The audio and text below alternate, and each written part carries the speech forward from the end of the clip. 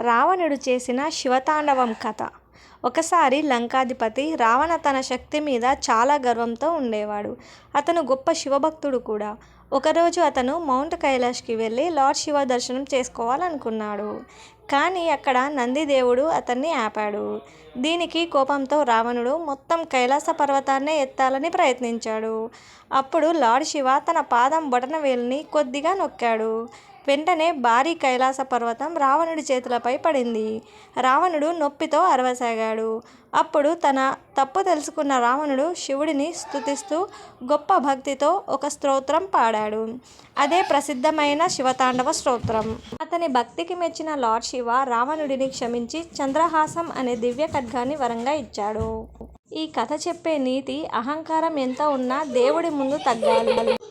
నిజమైన భక్తి దేవుడిని కరుణను తెస్తుంది.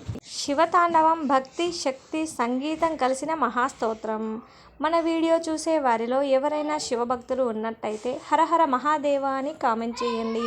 మరొక మంచి వీడియోతో కలుద్దాం. ధన్యవాదాలు.